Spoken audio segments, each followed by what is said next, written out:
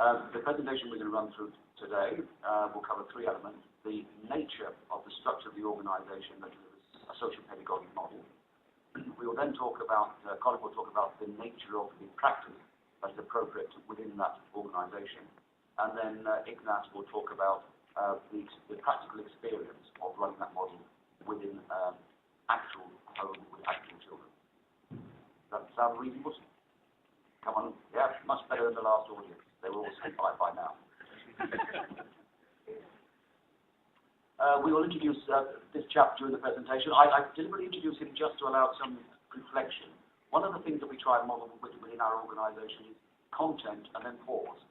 So that take the opportunity as we run through the slides to be grateful that I've stopped and then just reflect. I noticed, Colin, you went rather quickly through one of the pauses. I haven't got time to reflect properly. But the first slide is we're living in interesting times. I don't know whether you're aware, but there's a Chinese curse, may you live in interesting times. In April 2009, we had a cross-party select committee report which said we need a care system based on good relationships. I find that interesting, not because we have a requirement for good relationships. I find it interesting because we have to state that, and that isn't the default condition. Within the sector, we've all experienced the cycle where we've been risk averse, that we've been inspected, that we've been looking to perform, and that perhaps we've lost as a sector the need to develop a focus on forming relationships with young people and taking the role of corporate parenting seriously. And that is the nature and underpinning to this slide presentation we're doing today. We have an ongoing evaluation of social pedagogy. When I talk about social pedagogy, I talk about the context within which pedagogic services can be delivered, which is both, as I say, the organisational context, the nature of the practice model as the start.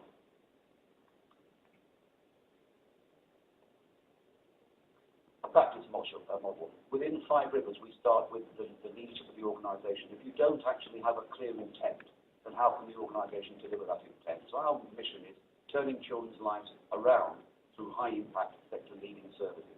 I won't explore that, but I'd be very happy to. We do have a stand or I'll talk to people about that afterwards. So that for us has a fundamental positioning shot about how our practice is developed. We underpin that because we're looking to develop a social pedagogic framework with 5 principles. The first principle is assessment. Feel free to read the text, but in principle it says that we will not engage in an intervention unless we've established the intervention is appropriate. So we start off by having assessment, and Colin will explore that a little bit more in the next section. Second principle of our model is training. That in order to, we wouldn't undertake assessment unless we believed we had an intervention that our staff were competent in. So that all staff need to be trained and developed in a practice model that supports the identified needs that the assessment has exposed. Principle 3 is staff.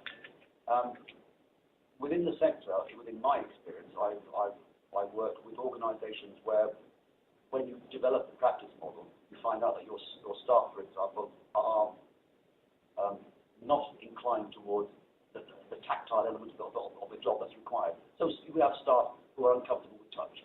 We have staff who are uncomfortable with emotional engagement. And if we're looking to develop a social pedagogic model, we need to be competent and at developing systems that allow us to recruit and retain staff who have all the emotional and physical skill sets as well as the intellectual competency to deliver the model. That's our third principle. Our fourth principle is the environmental context. We are very serious about setting up an organisational culture where the terms and conditions, the working environment, the leadership style, the supervision style, all relate to being supportive of the task that we expect our staff to deliver.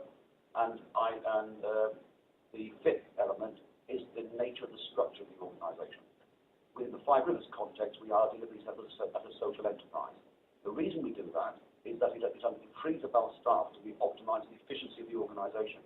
If we develop surpluses or save money, our staff have the confidence that money is reinvested in the resources and the tasks that they've signed up to within the context of the organisation.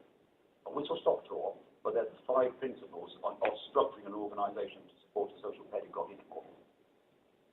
Within that context, we then feel able to deliver the five fundamentals, which are our five integrated processes. We run crisis intervention because if a young person is presented to us and we're asked to look after them, but we can't see the need, we have to have the facility to allow the young person to manage their behaviours so that we can expose the need, so we can do our assessment, so we can match our services. We have an assessment protocol. We deliver residential care because we believe that some young people's needs are mapped by that resource. We have family placement. Not all young people's needs are that complex. And then we support the other four elements with education. We deliberately engage in the complexity of running an integrated service because we believe there's a synergy. That if you do one of those elements well, that informs the other. And that the absence of any one of those means that we don't have a holistic model. Again, very happy to talk about that outside of the session and how do we deliver that and how do we deliver that across the country. But we're not the only ones who have taken that journey. This is a long and complex quote from a guy called Steve Cox, who worked out of Wolverhampton. I don't know whether any of you are aware of the practice model in Wolverhampton, in the local authorities. No? Well, I put his contact details there because Wolverhampton is doing some really good work. In the last 2 years, they've embraced the integration of their practice model.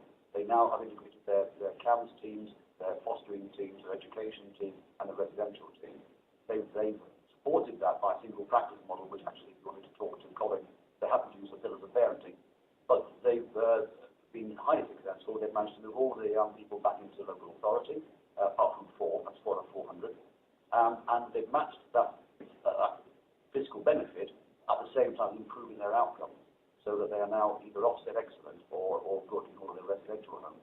And some really good work being done. Because they're now integrating their model, they're clear on task, and they've taken the wise step to engage chartered psychologists to mentor the whole team in a common assessment approach.